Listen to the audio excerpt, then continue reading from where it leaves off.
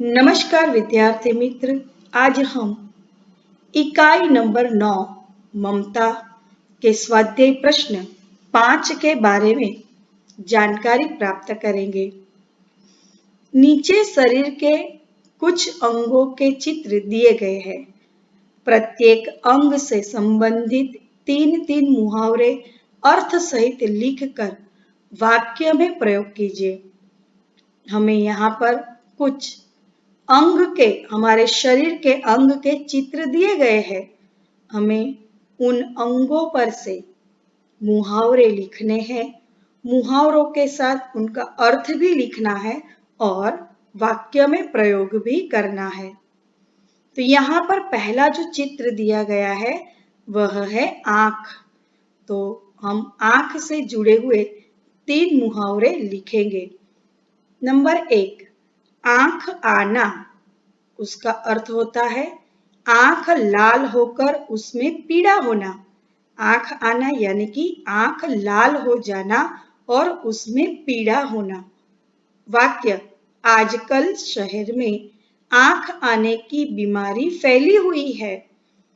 हम यह भी लिख सकते हैं कि आज मेरी आँख आई हुई है, इसीलिए मैं चश्मा पहन के रखूंगा या रखूंगी।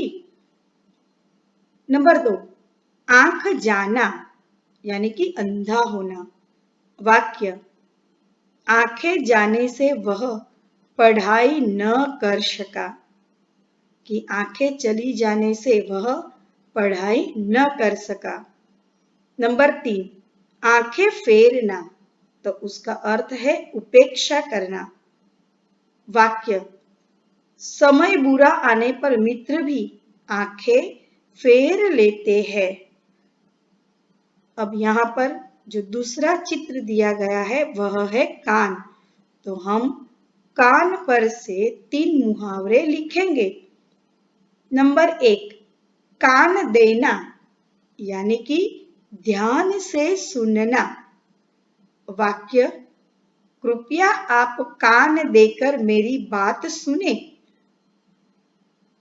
नंबर 2, कान खाना यानी कि बकबक करना। कान खाना यानी कि बकबक करना। उसका वाक्य होगा, आप पहले इसकी बात सुन लीजिए, वह काफी देर से कान खा रहा है। या यह भी हम लिख सकते हैं कि यह काफी समय से हमारे कान खा रहा है। नंबर 3, कान खड़े करना, चौकन्ना होना, सावधान हो जाना। वाक्य, गोली की आवाज सुनते ही हिरन के कान खड़े हो गए। गोली की आवाज सुनते ही हिरन के कान खड़े हो गए। चित्र नंबर 2, सिर। 1, सिर उठाना यानी कि बगावत करना। वाक्य, राजा कमजोर हुआ तो सामंत सिर उठाने लगे। नंबर 2, सिर नीचा होना यानी कि लज्जित होना या पराजित होना। वाक्य, चोरी पकड़ी जाने पर नौकर का सिर नीचा हो गया। नंबर 3, सिर पकड़कर बैठना यानी कि पछताना। वाक्य, मौके का फायदा न उठा पाने वाले ही अंत में सिर पकड़कर बैठते हैं। आगे का चित्र है, यह है हाथ। नंबर 1, हाथ आना यानी मिलना। वाक्य, कई दिनों के बाद एक अच्छा मौका हाथ आया है। नंबर 2, हाथ मलना यानी कि पछताना। वाक्य, अवसर चूक गए तो हाथ मलते रहोगे। या फिर समय निकल गया है और मैं हाथ मलता रह गया। नंबर 3, हाथ फैलाना, हाथ फैलाना यानी मदद मांगना। वाक्य, हे ईश्वर, मुझे कभी किसी के सामने हाथ न फैलाना पड़े। या फिर यह भी लिख सकते हैं कि हमें कभी किसी के सामने हाथ फैलाना नहीं चाहिए। प्रश्न नंबर 6, रूपरेखा के आधार पर कहानी लिखिए। यहाँ पर रूपरेखा दी गई है, उसके आधार पर हमें कहानी लिखनी है।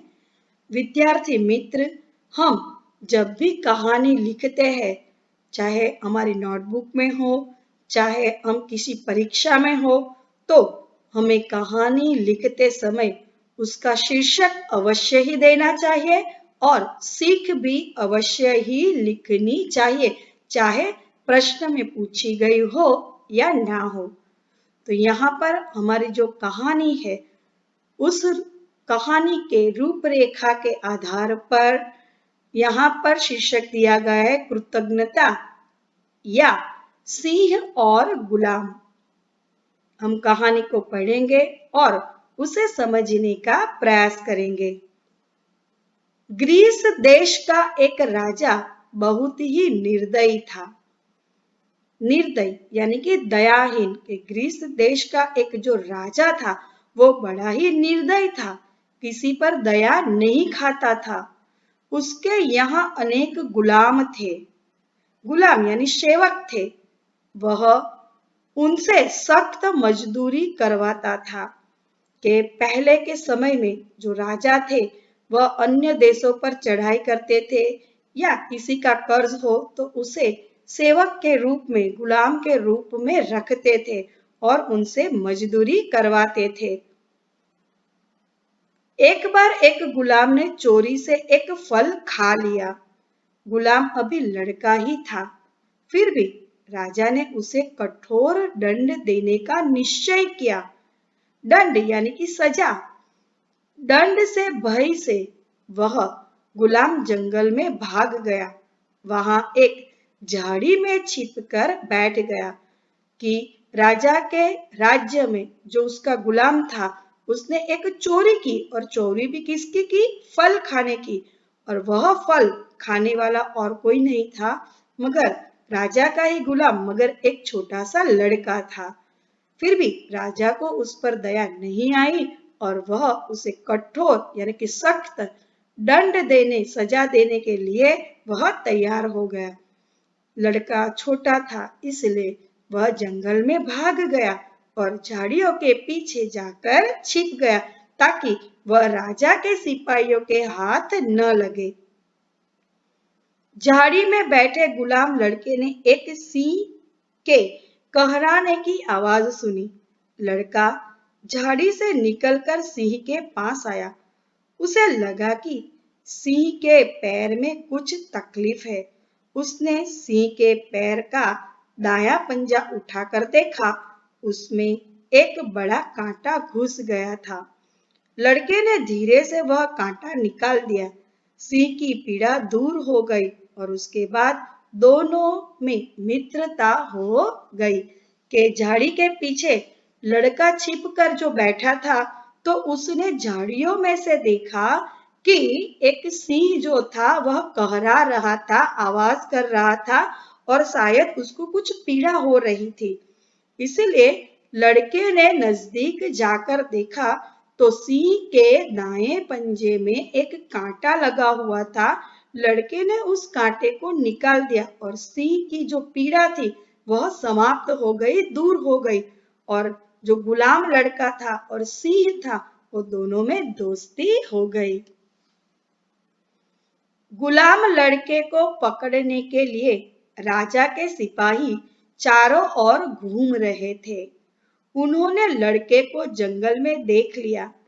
वे उसे गिरफ्तार कर राजा के सामने ले गए।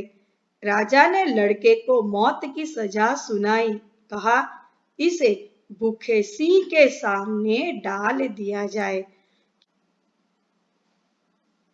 और कहा, इसे किसी भूखे सिंह के सामने डाल दिया जाए ताकि सिंह इसे खा जाए। जंगल से सिंह को पकड़ लाया गया। उसे कई दिनों तक भूखा रखा गया। फिर एक दिन लड़के को उसके पिंजरे में बंद कर दिया। भूखा सिंह उस लड़के को खाने के लिए झटपटा, परंतु एकदम रुक गया। वह उस लड़के के पैर चाटने लगा। वास्तव में यह वही सिंह था जिसके पैर में उस लड़के ने कांटा निकाला था। लड़के के प्रति सिंह के स्नेहपूर्वक व्यवहार से सबको चकित कर दिया। राजा भी इससे बहुत प्रभावित हुआ। उसने कहा, जब जंगल का राजा इस लड़के के प्रति दयालु है, तो मुझे भी इस पर दया करनी चाहिए। ऐसा सोचकर उसने लड़के को क्षमा कर दिया। क्षमा करना यानी माफ कर देना। उसने सिंह और लड़के को गुलामी के बंधन से मुक्त कर दिया, छोड़ दिया। कि राजा ने जब सजा सुनाई तो सिंह को जंगल से पकड़कर लाया गया और कई दिनों तक पिंजरे में बंद करके उसे भूखा रखा गया। और एक दिन उसी सिंह के पिंजरे में गुलाम लड़के को डाल दिया गया। सिंह भूखा था, खाने के लिए छटपटा रहा था, मगर जैसे ही वो लड़के को खाने के लिए जाता है, वह रुक जाता है और देखता है कि ये तो यही लड़का है जिसने उसके पैरों में से कांटा निकाला था। और लड़के के पैर वह चाटने लगता है। उससे वात्सल्य भाव उसके मन के अंदर पैदा होता है। और ये सब राजा देख रहे थे। तो राजा ये देखकर आश्चर्यचकित हो गए कि ये जो भूखा शेर है वह लड़के को खाने की बजाय उससे वात्सल्य कर रहा है, उसके पैर चाट रहा है। तब राजा को पूरी कहानी पता चली। तब राजा ने कहा कि जब एक जंगल का सिंह जो है वह दया भाव दिखाता है, तो मैं तो वास्तव में राजा हूं, मुझे भी दया भाव दिखाना चाहिए। और यह सोचकर सिंह और लड़के दोनों को राजा मुक्त कर देते हैं। सीख, सचमुच खूंखार पशु भी अपने साथ किए गए उपकार को नहीं भूलते। कि इस कहानी से हमें यह सीख मिलती है कि पशु भी उन पर किए गए उपकार को कभी नहीं भूलते। तो हम तो मनुष्य हैं, हमें किसी का उपकार कभी भूलना नहीं चाहिए।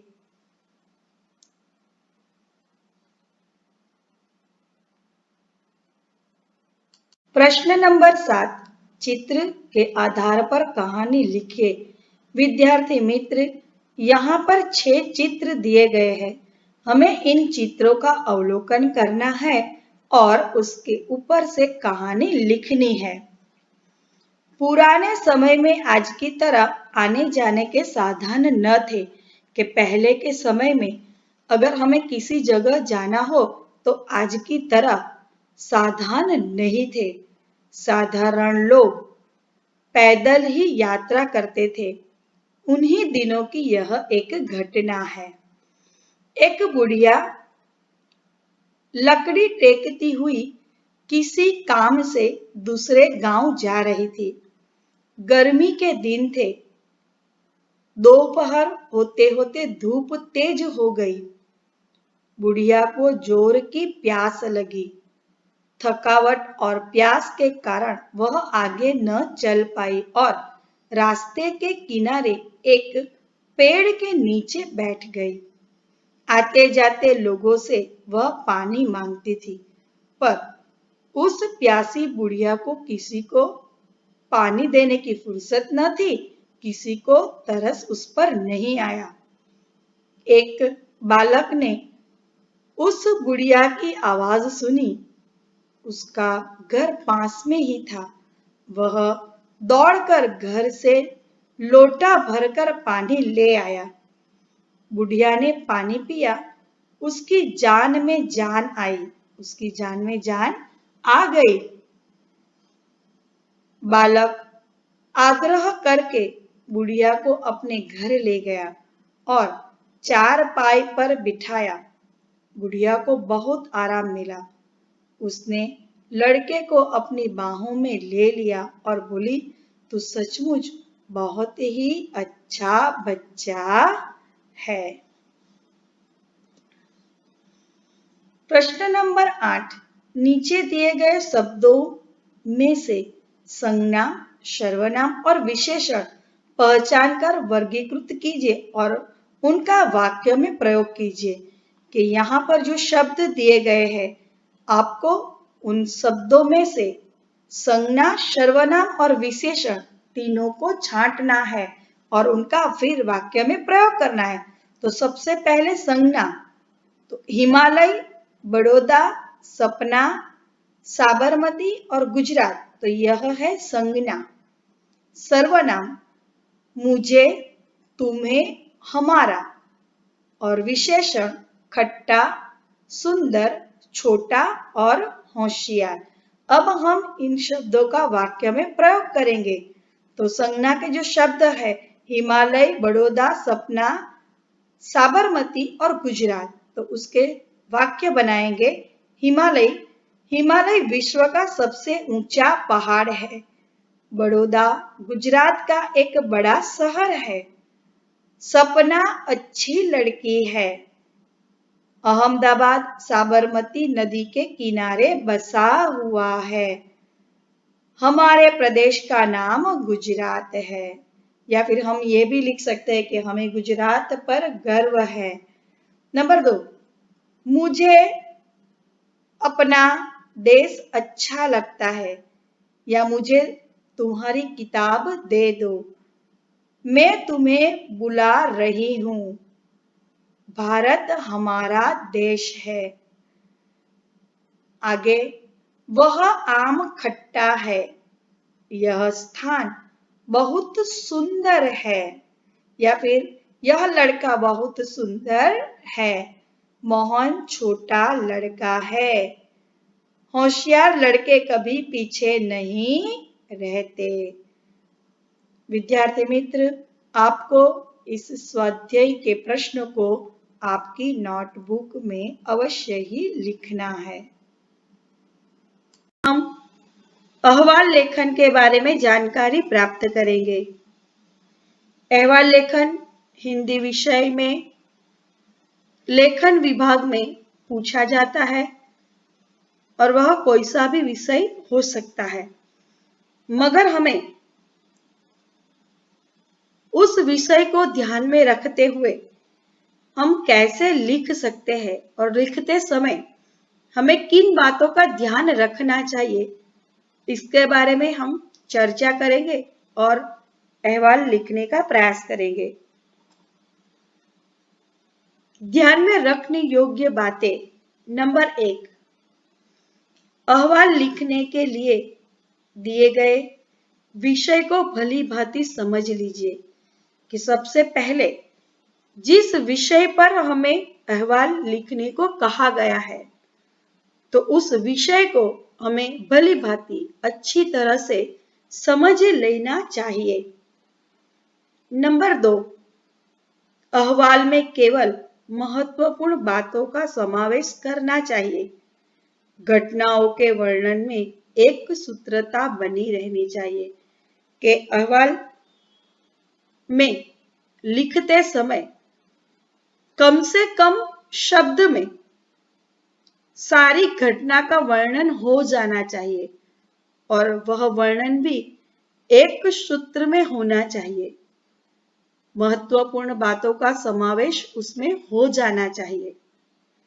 नंबर 3, अहवाल में स्थान, दिनांक, समय तथा व्यक्ति विशेष आदि का उल्लेख करना चाहिए कि जिस विषय पर हम अहवाल लिखते हैं, तो अहवाल लिखते समय हमें अवश्य ही वहां के स्थान, जिस दिन का हम अहवाल लिखते हैं, उस दिन का और समय का, विशेष व्यक्तियों का विशेष बातों का हमें अवश्य ही उल्लेख करना चाहिए। नंबर 4, अहवाल सरल भाषा में लिखना चाहिए। वर्तनी और भाषा की शुद्धि, विराम चिन्हों का प्रयोग आदि बातों का ध्यान रखना चाहिए कि अहवाल लिखते समय हमें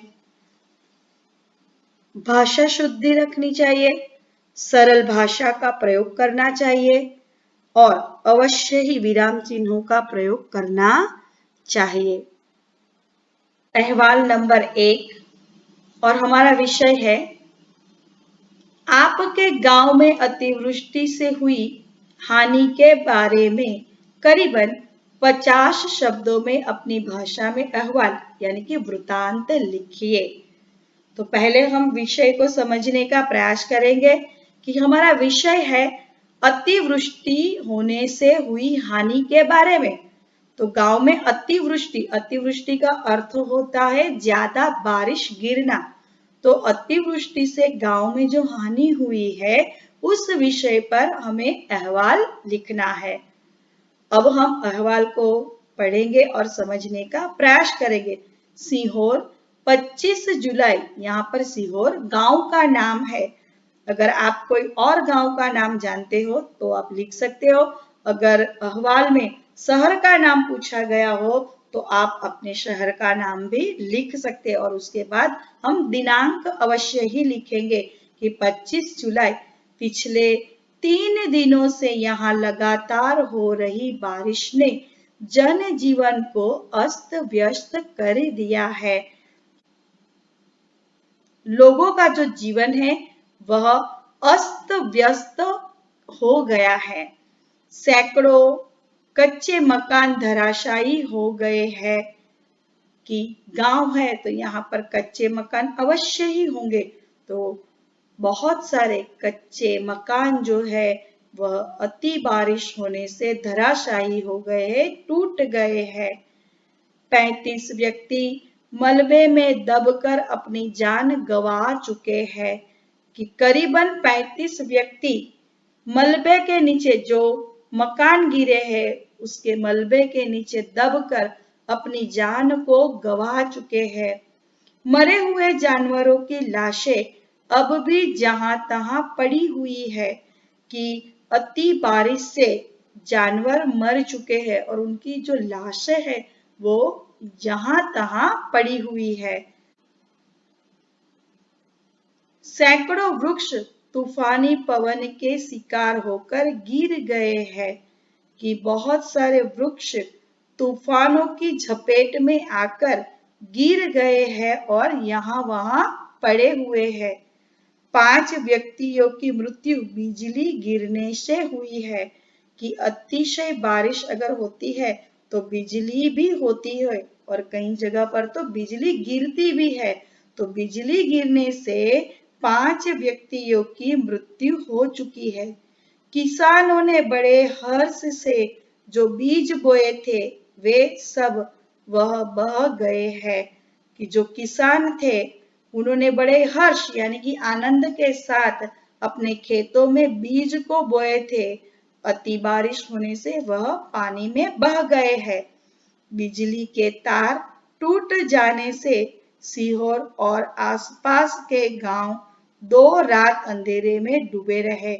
कि बिजली के तार टूट गए हैं और इसके कारण सीहोर के साथ साथ उसके आसपास के जो गांव है वह 2 रात से अंधेरे में डूबे हुए, वहां बिजली 2 रातों से आई नहीं है। कल से कुछ सामाजिक संस्थाओं ने शिविर लगातार पीड़ित लोगों को भोजन, पानी, कपड़े और दवाइयों का वितरण करना शुरू किया है। सरकारी राहत अब भी नहीं पहुंच सकी है। कि हमारा जो गांव है उस गांव में जो सामाजिक संस्थाएं हैं वह सामाजिक संस्थाएं अपने शिविर लगाकर जो पीड़ित लोग हैं, जो असरग्रस्त लोग हैं, उनको भोजन, पानी, कपड़े और दवाइयों का वितरण करना उन्होंने शुरू कर दिया है। अभी तक सरकारी राहत यानी कि हमारी सरकार से अभी भी कोई भी राहत हम तक पहुंच सकी नहीं है।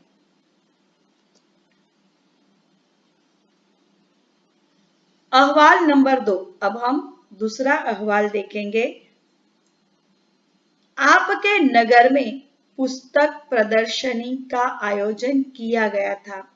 उसके बारे में करीब 50 शब्दों में अपनी भाषा में अहवाल यानी कि वृत्तांत लिखिए कि आपके नगर में पुस्तक प्रदर्शनी का आयोजन किया गया है, तो करीबन 50 शब्दों में उसके बारे में अहवाल लिखिए। यहाँ पर हम अहवाल को पढ़ेंगे और समझने का प्रयास करेंगे। अहमदाबाद, दिसंबर के अंतिम सप्ताह में स्थानिक सरदार हॉल में कई प्रकाशकों द्वारा पुस्तक प्रदर्शनी का आयोजन किया गया था। यहाँ पर हम हमारे शहर का नाम लिख सकते हैं। प्रदर्शनी में हिंदी, गुजराती, अंग्रेजी पुस्तकें बड़ी संख्या में थी। कि जो प्रदर्शनी लगी हुई है उस प्रदर्शनी में अलग अलग भाषाओं के पुस्तक जैसे कि हिंदी, गुजराती, अंग्रेजी बड़ी संख्या में रखी गई थी। ऐसा कोई विषय नहीं जिस पर पुस्तकें नहीं हो, कि उस पुस्तक प्रदर्शनी में ऐसा कोई विषय नहीं था कि जिसके बारे में पुस्तक ना हो। गुजराती के नए नए प्रकाशन ध्यान आकर्षित कर रहे थे कि गुजराती भाषा में बहुत सारे नए नए प्रकाशन आए हुए थे जो लोगों का ध्यान आकर्षित करते थे। नए उपन्यासों में लोगों ने बड़ी दिलचस्पी ली। प्रदर्शनी में धार्मिक पुस्तकों की अच्छी बिक्री हुई। कि जो प्रदर्शनी लगी हुई थी उसमें धार्मिक पुस्तक ज्यादातर बिके। आयोजन की व्यवस्था बहुत ही सुंदर थी। कि जो आयोजन किया गया था प्रशासकों द्वारा वह बहुत ही सुंदर और सुयोग्य था। काफी ठंडी होने पर भी लोग प्रदर्शनी देखने आए थे। कि ठंड लग रही थी फिर भी प्रदर्शनी देखने के लिए काफी लोगों की तादाद थी। पुस्तकों की बिक्री से आयोजकों को संतोष हुआ कि जो पुस्तकों की बिक्री हो रही थी उससे आयोजकों को भी बहुत संतुष्ट मिला। ऐसे कार्यक्रमों का आयोजन बार बार होना चाहिए। कि जो समाज उपयोगी हो ऐसे कार्यक्रमों का आयोजन समाज में बार बार होना ही चाहिए।